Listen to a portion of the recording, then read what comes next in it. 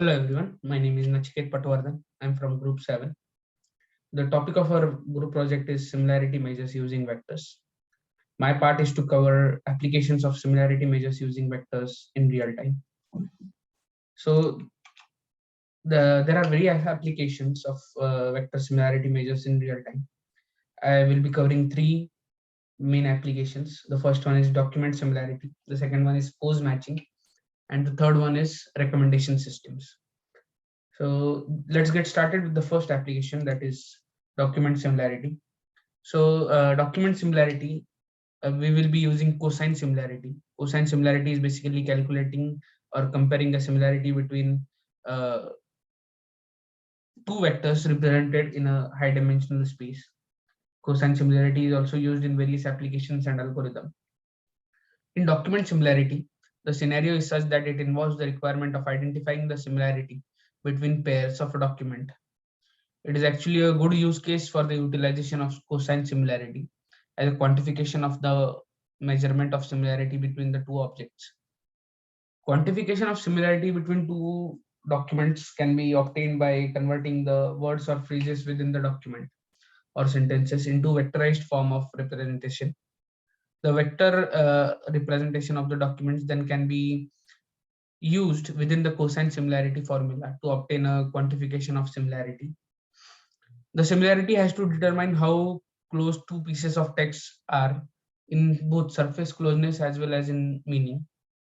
The similarity between the two documents is a function of the angle between their vectors in the term vector space.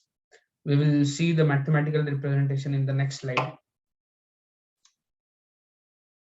So initially we obtain the vectorized representation of the text by categorizing them word by word. We then create a universal set for each document separately.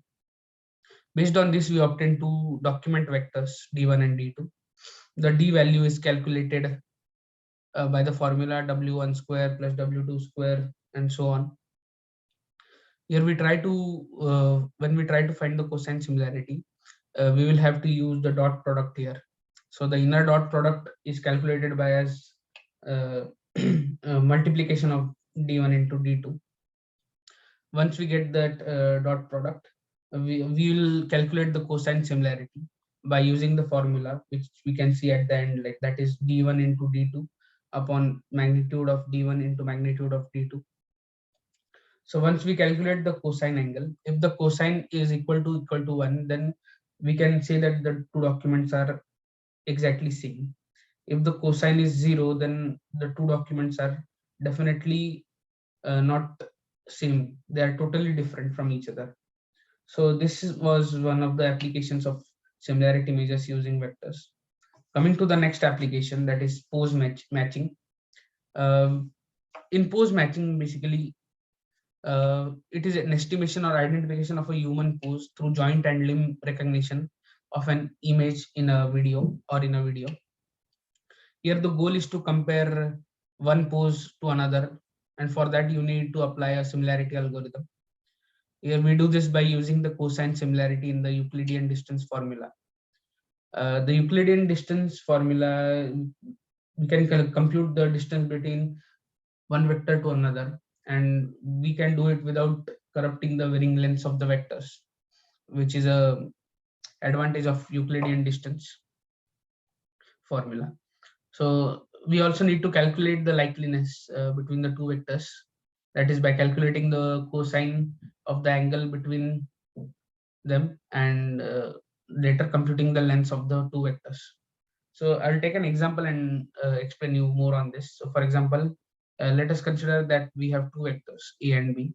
We can calculate the cosine similarity by the formula of product of vector 1 into product of vector b divided by the product of their magnitudes.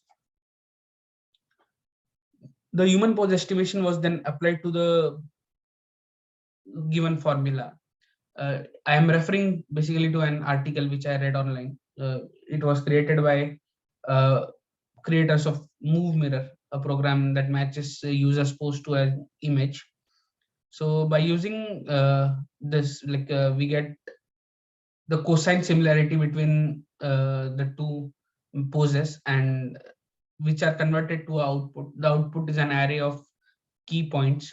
The key point, from that key point we will get x and y coordinates of that point, and then once we are able to map that array and translate it into a vector, we can then for that we will be using, basically have to crop and scale the image and corresponding the key point coordinates to adjust the positioning of the mapped human.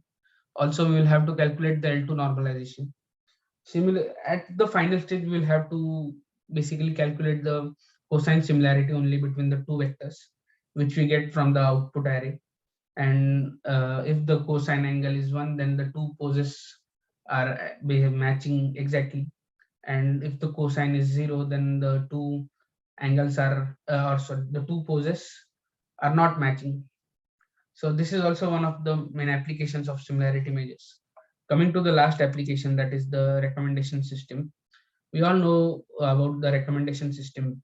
For example, if you are watching movies on Netflix, then it will recommend you the same type of movies for future. So we can also do the same thing using similarity measures.